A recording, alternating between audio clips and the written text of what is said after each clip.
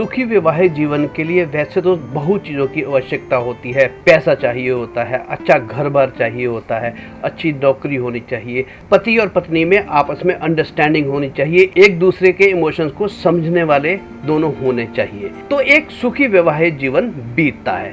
और अगर सच में बहुत गहरे में सोचा जाए तो एक सुखी वैवाहिक जीवन के लिए इन सब चीज़ों से भी ज़्यादा आवश्यक होता है अपने पार्टनर को सेटिस्फाई करना, जितना मानसिक तौर पर उससे भी ज़्यादा शारीरिक यानी फिजिकल तौर पर। आज फिर आपके लिए मैं एक ऐसी रेमेडी लेकर आया हूँ जो उन लोगों के लिए वरदान साबित होगी जिनके अंग में तनाव आता ही नहीं है और हमेशा ढीलापन रहता है, जो घर पर ही पड़ी हुई चीज़ों से बन जाएगी और मिनटों में ही बन सकती है। अगर आप बहुत ज़्यादा पैसे खर्च करके भी तंग आ चुके हैं तो इस रेमेडी को एक बार जरूर अवश्य आप आजमा कर देखिएगा। सिर्फ आपको इसकी मालिश करनी है। तो चलिए बताता हूँ कि इस रेमेडी को बनाने के लिए हमें क्या क्या करना है और कैसे बनानी है। जो सबसे मेन इंग्रेडिएंट है वो है दोस्तों इसका एक तो लहसुन और दूसरा वैसलीन।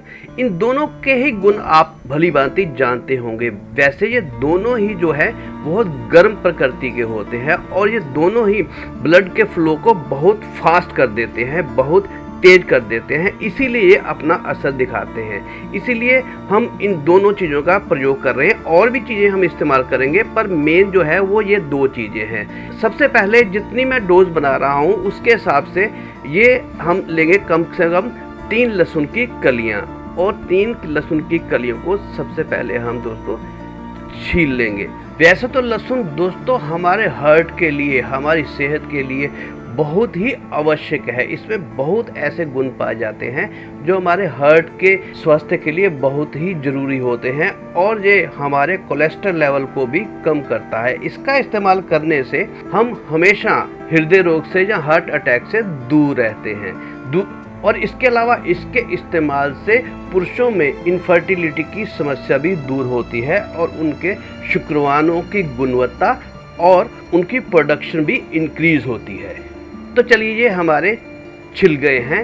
छीलने के बाद इन कलियों को हम चॉप कर लेंगे। आप चॉप भी कर सकते हैं और ग्रेट भी कर सकते हैं। ये देखिए जिस तरह से हम चॉप कर रहे हैं, आप छोटे छोटे टुकड़ों में इसको चॉप कर लीजिएगा। तो चलिए ये हमारे चॉप हो गए। अब देख लेते हैं कि हमें आगे क्या करना है। दोस्तों आप किसी गैस पर या इंडक्शन पर इस तरह से कोई भी फ्राई पैन रख लीजिएगा और उसमें आपने डालने हैं 2 चम्मच सरसों का तेल। सरसों का तेल भी इस्तेमाल कर सकते हैं और ज़्यादा सर्दियां हो तो आप अलसी के तेल का भी इस्तेमाल कर सकते हैं।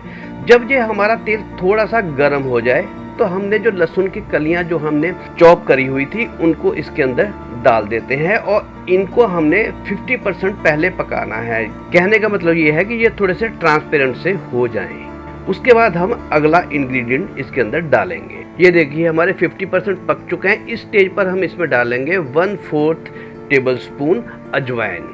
जी हाँ, और साथ ही साथ 1/4 चम्मच हम डालेंगे कलौंजी। ये हिसाब लगा लीजिएगा कि 3 कलियां हैं और 2 टेबल स्पून जो हैं वो सरसों का तेल है और उनका चौथाई हिस्सा जो है वो हमने कलौंजी और अजवाइन का इस्तेमाल किया है। अब इनको भी हम अच्छी तरह भूनेंगे। इनको भूनने में लगभग 5 से 6 मिनट लगेंगे। इनको इतना भूनना है कि जो हमारे लहसुन है वो तो बिल्कुल ब्राउन हो जाए और उसके साथ साथ जो है कलौंजी और अजवाइन भी बिल्कुल पक जाएगी और इन तीनों चीज़ों का एक्सट्रैक्ट जो है हमारे तेल में आ जाएगा। जब ये इस स्टेज पर पहुंच जाए तब हम अपने गैस की फ्लेम जो है वो ऑफ कर देंगे और इसको थोड़ी देर के लिए ठंडा होने देंगे। दोस्तों जब ये थोड़ा सा ठंडा हो जाए, इसे पूरा ठंडा हमने नहीं करना, थोड़ा सा गर्म ही रखना है, तब हम इसको छान लेंगे। इस तरह से किसी भी आप कटोरी में इसको छान लीजिए और गरम में ही इसके अंदर हम लास्ट इंग्रेडिएंट डालेंगे, वो है दोस्तों वैसलीन।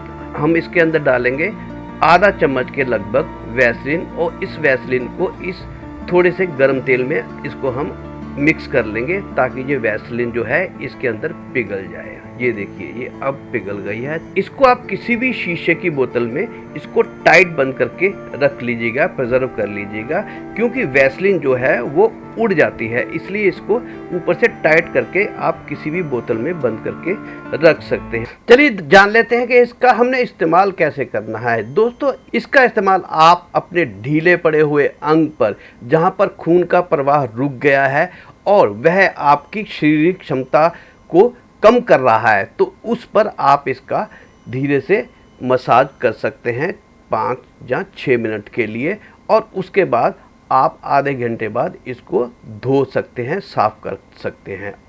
इसके इस्तेमाल से एक काम अवश्य करेगा कि आपने जहां भी अगर अपने सेंसिटिव किसी पार्ट पर लगाना है, तो इसका थोड़ा सा ट्रायल आप अपनी किसी सेंसिटिव स्किन जैसे कि कान के पीछे थोड़ा सा लगा कर देख लीजिएगा, कहीं आपको ये एलर्जी तो नहीं कर रहा। अगर आप एलर्जी कर रहा है आपको, तो आप इसका इस्तेमाल ना करिएगा। तो चलिए दोस्तों, ये थी आज की हमारी रेमेडी, हमारा घरेलू नुस्खा। चलिए मिलता हूँ एक और ऐसी रेमेडी के साथ, तब तक के लिए नमस्कार, धन्यवाद वीडियो देखने के लिए।